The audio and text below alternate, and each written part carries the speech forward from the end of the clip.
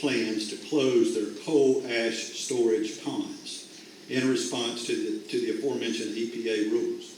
At page 4, it says that Georgia Power coal plants generate approximately 6 million tons of CCR, which is the 8th highest in the nation. At page 4, and this is their application, folks, you know, they have no recollection that they were going to seek to put any coal ash in this landfill in 2016. Well, this is their application, people. This is the application that they filed with the government. Again, we're going to leave it right here so nobody forgets what's in there. It also says that at page 4, each 100-unit train will transport up to 10,000 tons of CCR to the CVP rail yard, where it will be unloaded and trucked to the adjoining Broadhurst Environmental Landfill to be placed within a newly constructed 8-cell monofill portion of the landfill. That's in their application. Let's leave it right here. Let's don't forget what's in there.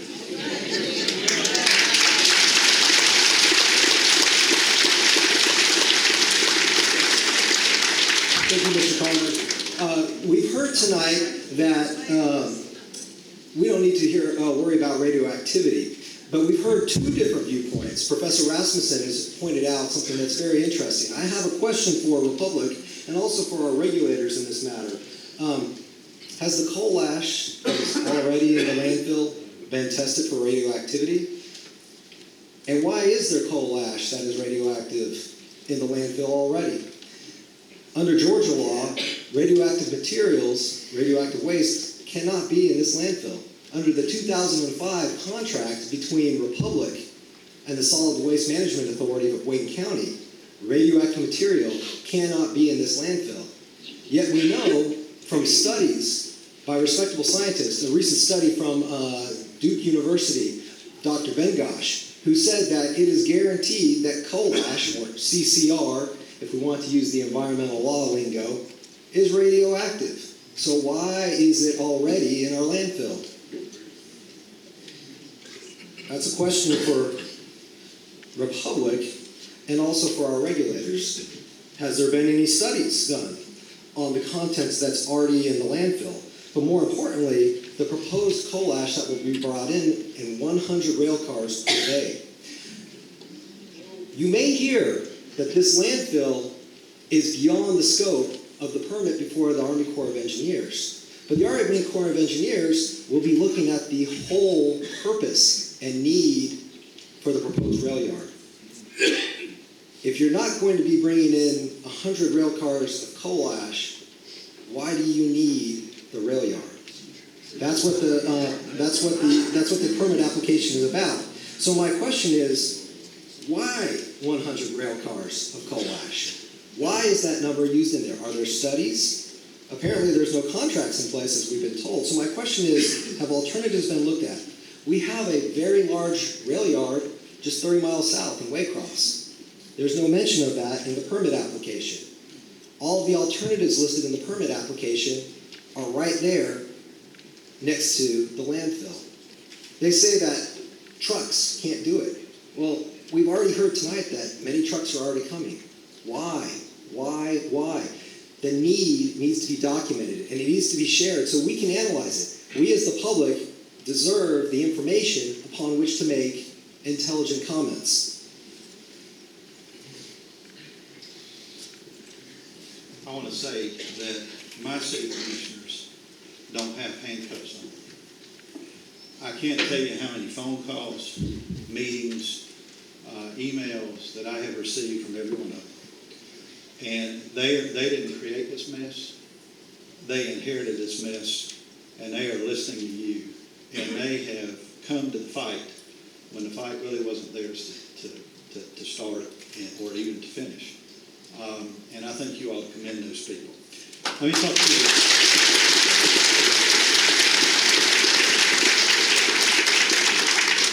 Let me talk to you about what's gone on in the past. What we know after we went through the Byzantine process to obtain records from Atlanta and the EPD is that in 2012 there were a series of beryllium releases, heavy metal releases, at the Broadhurst landfill.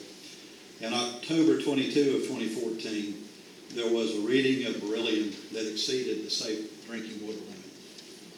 On April the 20th of 2015, there is a letter indicating, again, there was an excess of beryllium that exceeded safe drinking water limits.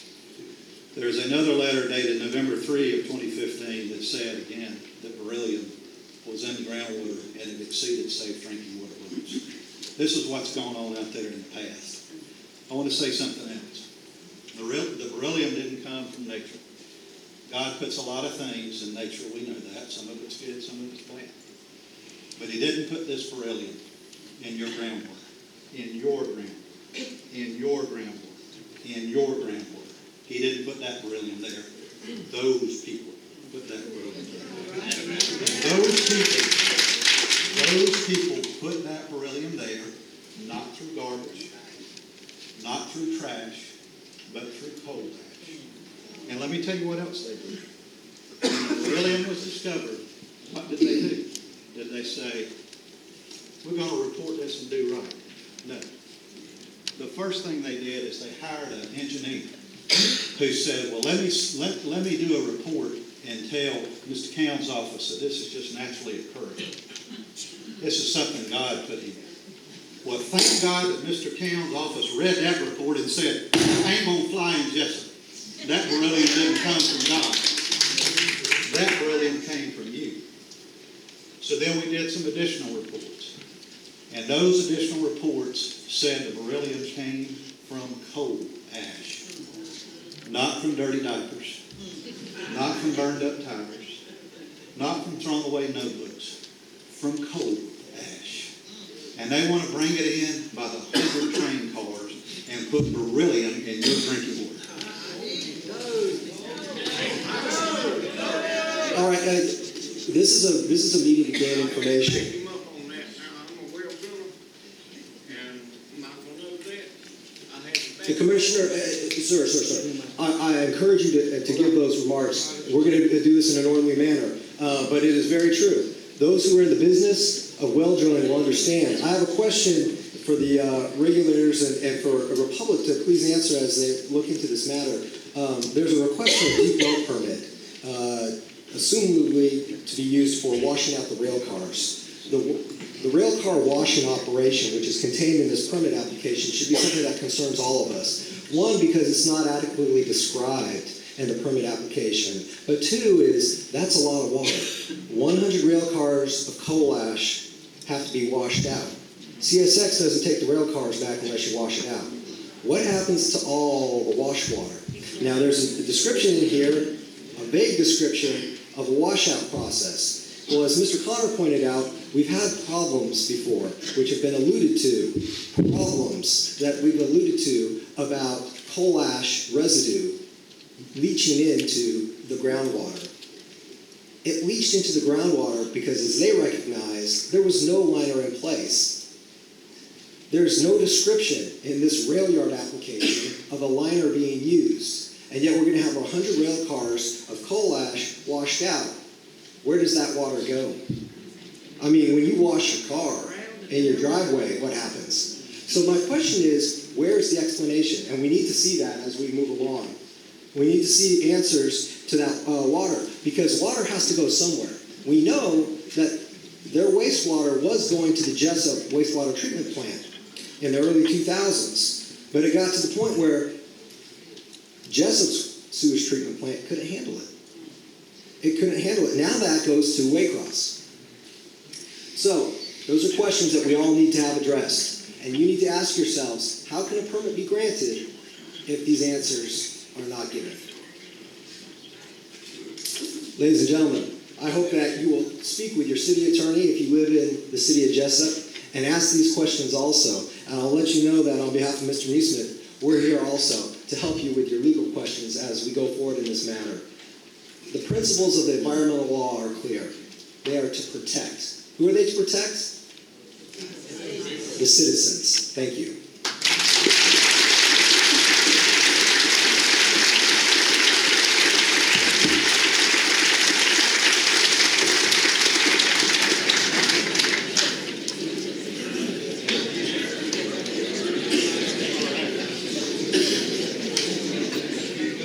Thank you, Mr. Stewart and Mike Connor. We appreciate it. For any of you that didn't catch that, Mike is the City of Jesup attorney, an excellent attorney. He does a great job for the City of Jesup. I want to thank you for your time, Mike. Okay, that's going to get us, we're going to move on to our public comments. I'm sure this is what a lot of you have been waiting on. Mr. Langford is going to move around as I call on the people. Gentlemen on stage, feel free at the end of this question to weigh in. If it pertains to you, you don't have to answer. If it's a question you feel like you can, if you want to give a brief answer to, just look at Mr. Langford and we'd be happy for you to answer that. Let me talk a little bit about how it's going to work. Is that all right? So, when Chairman Copeland calls you, I'm going to come to you. If you're in the middle, sort of make your way out to the end so I can reach you with the mic, because we can't pass the mic around. And again, please be respectful of the time. You're going to have 2 minutes. Anything you don't get covered in 2 minutes, please leave in writing, and we'll make sure the right folks get it. And then we get answers back through their website or through the county. But remember, that's not really, the time frame is to make sure we get as many of you heard as we can in what we've got tonight. So be respectful of the folks around you and of the time, and we'll get going. I'm ready when you are. Langford, again, if you'll explain to them about questions that have been asked. So duplicate questions, right, are going to be out of order, because again, we got to keep it moving so as many people can talk.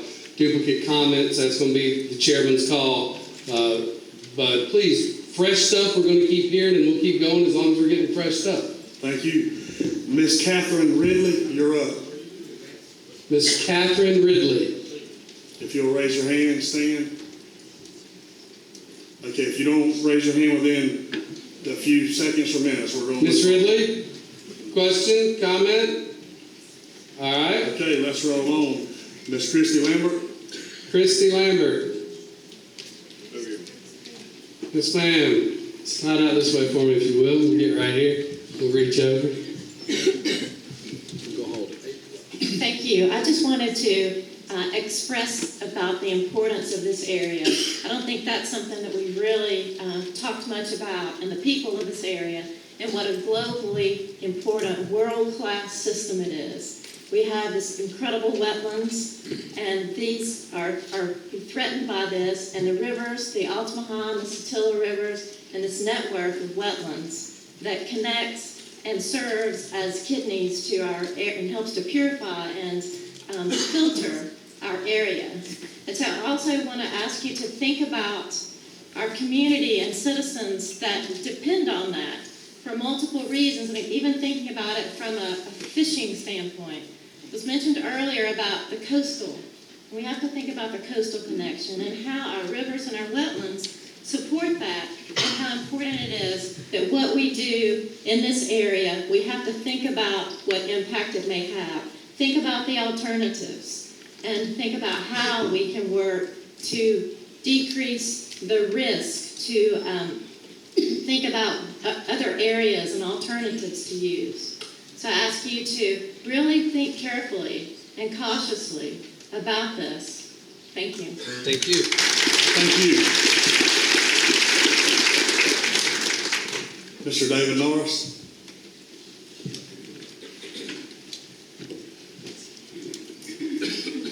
I'm going to hold the mic. Very good. Lindsay, thank you. We needed a politician here today. My name is David Norris. I was born at Blanton's Grove Church of God in 39, a pastor's parsonage. Played high school ball here, 4 letters. I went off to school, and my roommate was W.C. Rogers. W.C. Rogers owned from the railroad almost to Nahana down there in Rogers Pasture. Many of y'all know about Rogers Pasture. I'm a coon hunter. Some of y'all know it. I've seen a couple of coon hunters in here that I hunted with. Many of y'all got my spirit. But what I want to tell you, that when I was a boy and I was raised in this county, we had the most beautiful county anywhere in the world. And it's not the county I grew up in, but we've still got a great county. And we've got great people here. But what I want to tell you about me being a coon hunter, I don't believe there's a cypress pond in Wayne County that I haven't been in. We don't have any cypress ponds anymore. Nowhere. I don't know where a bell-bottom cypress tree that you can't reach around is in this county. I don't know where one is. When I grew up, they were everywhere. Amen. What I want to tell you is that Walker Creek is a ditch. It's a ditch that goes from Mosley Bay to Nahunta. It's a master ditch. This master ditch goes through this area that we're talking about. It's 12, 20 foot wide where it goes through the property, and it has been as deep as 8 foot deep. All the water that comes off the multiple thousands of acres out there come through this piece of property. Almost 30 or 40% of that property was cypress ponds that you could wade waist deep in every one of them. There was one of them went all the way from the road where the plant was built to the railroad. This is major wetland all over. And they've built in the middle of our very best wetland, and they made a very poor choice of where they put their plant. Thank you. Thank you.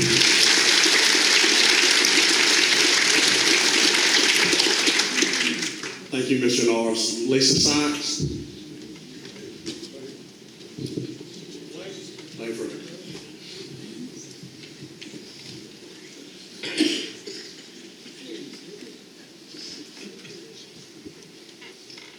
I just have a question regarding the fugitive dust particles. In 2010, the EPA prepared a report as a companion to their report on coal ash. It was 409 pages long. That companion report is entitled "An Inhalation of Fugitive Dust, a Screening Assessment of the Risks Posed by Coal Combustion Waste Landfills." In that report, it concluded, indeed it was found that there is not only a possibility, but a strong likelihood that dry handling would lead to the national ambient air quality standards being exceeded absent fugitive dust controls. According to the Ash and Lungs paper by Lisa Evans and Alan Lockwood, fugitive dust particles of CCR contain toxic metals present in the ash, such as arsenic, mercury, chromium, including the highly toxic and carcinogenic chromium-6, lead, uranium, selenium, molybdenum, antimony, nickel, boron, cadmium, thallium, cobalt, copper, manganese, strontium, thorium, vanadium, and others. How will you control the fugitive dust particles while the CCR is being scooped up and plopped with a poof of dust into the dump trucks? How many rail cars of CCR will you unload with excavators each day into the dump trucks? How many dump trucks does it take to carry one load of coal ash from a single rail car? How many hours each day will it happen?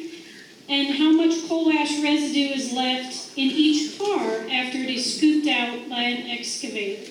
So I think it would be important if RSG would provide the information of how they're going to control this cloud of fugitive dust particles that will be formed from the unloading of, that's all I got, unloading of the trains. Fugitive dust particles. The dust. How are we going to deal with the dust? Is that fair?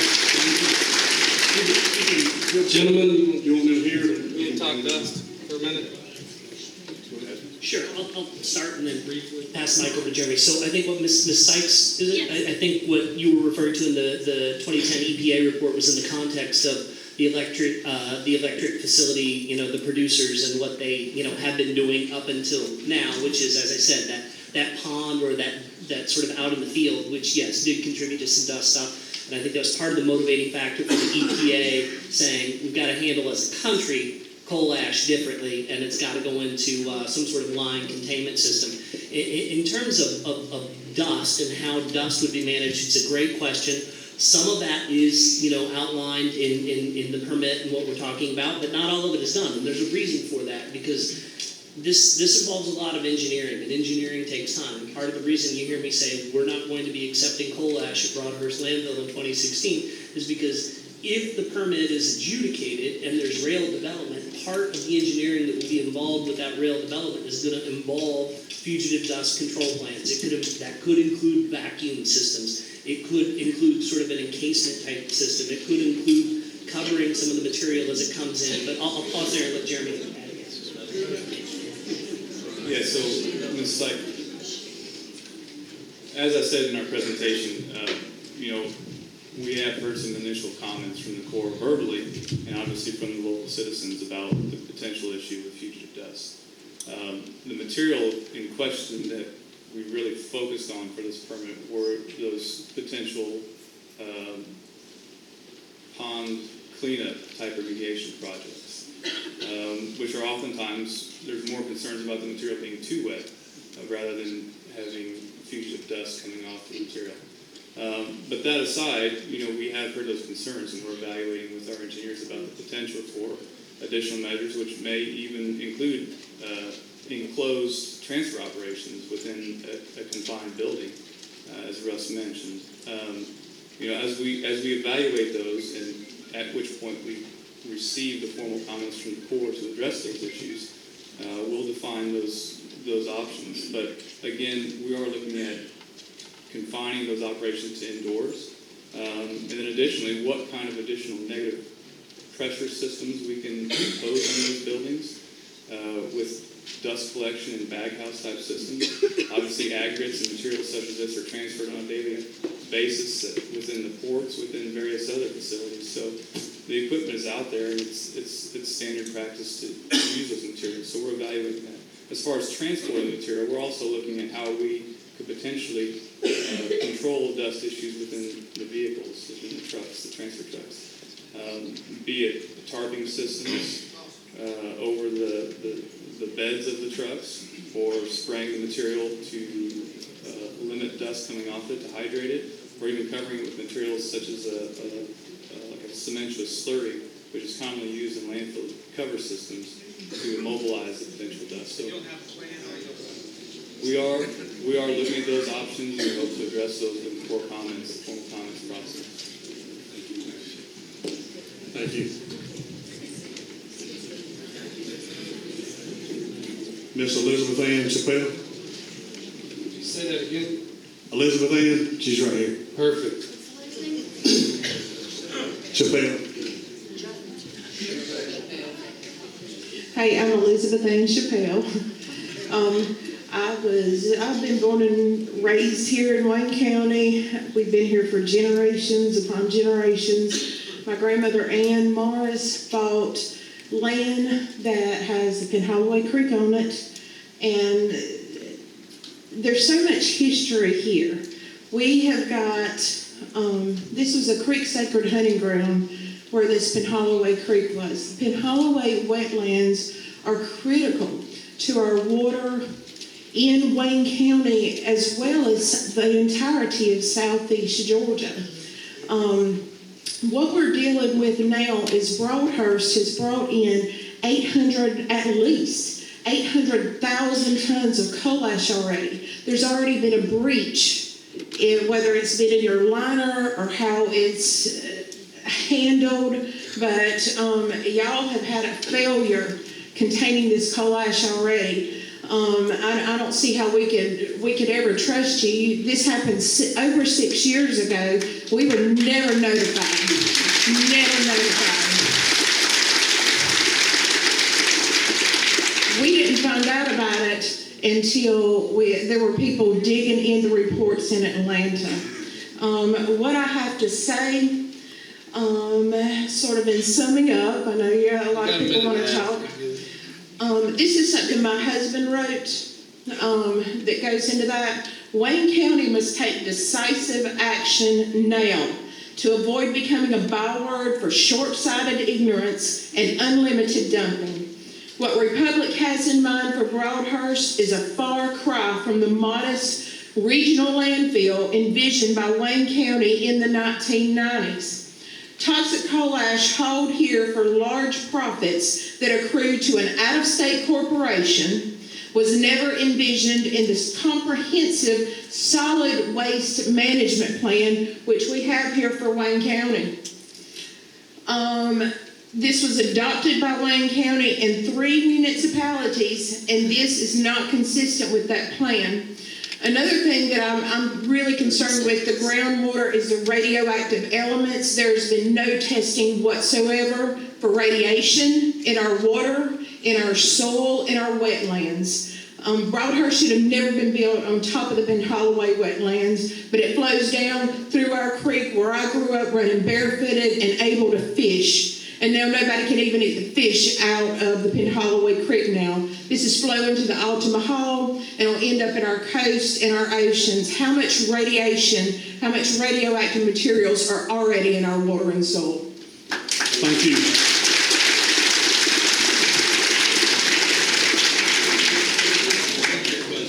No, I don't think there was a dispute. Yeah, that was a question. That was a question. We want to know about the radiation testing in the water.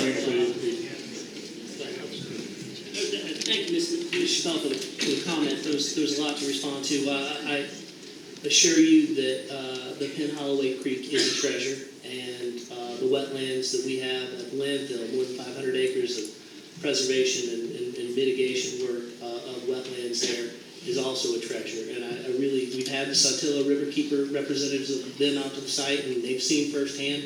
You're more than welcome to join us on the 30th, or we'll find another time. We'd be glad to let you see some of the very same places that you were mentioning that you played in as a kid. In terms of groundwater impact, we talked a little bit about that during Jeremy's presentation. But Jeremy, would you just want to sum up what we talked about a little bit earlier? Yes.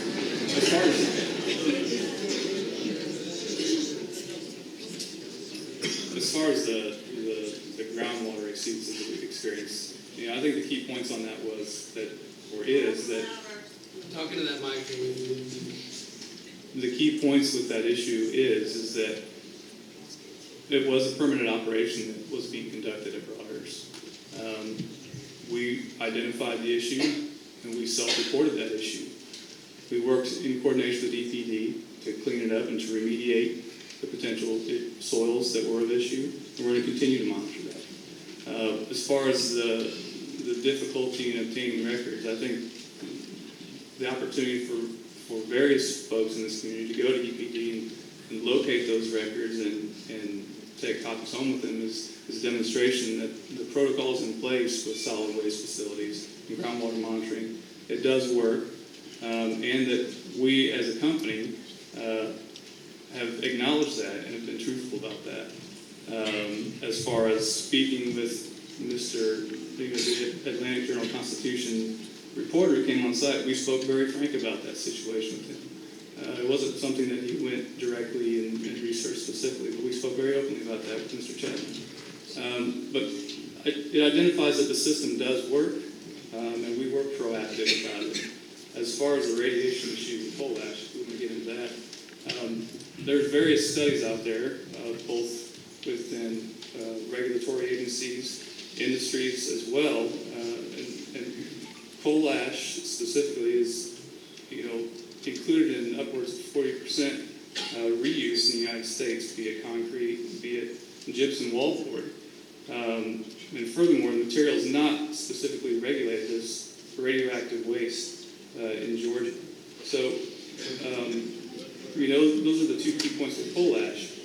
But furthermore, we at Republic do monitor incoming loads for radioactivity with the radiation screening device. That's been in place for many years, and it is an effective measure that we have in place to ensure that if we do receive loads that have potential radiation over background, we're identifying those and working with, again, the regulatory agency accordingly to ensure that that's not being accepted at Broadhurst. Thank you. Guys, again, these gentlemen are listening to your questions and trying to answer them. Just please show them their same respect. Miss Betty Benner.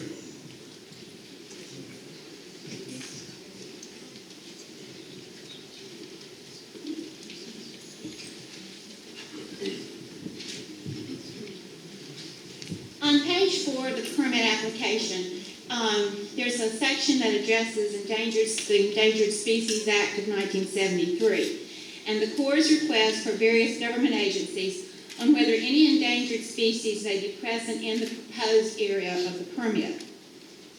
There is an endangered species in the area. That species is Baptisia arachnifera, commonly known as the hairy rattleweed. That's H-A-I-R-Y, rattle, R-A-T-T-L-E, weed, W-E-E-D. And the plant is a plant identified by the U.S. Fish and Wildlife Service as an endangered species since 1978. According to the U.S. Fish and Wildlife Service, and this is the part I really want you all to hear, according to the U.S. Fish and Wildlife Service, this plant exists in one state in the United States, and its range is in 2 counties in that state. The state is Georgia, and the counties are Wayne and Brantley County.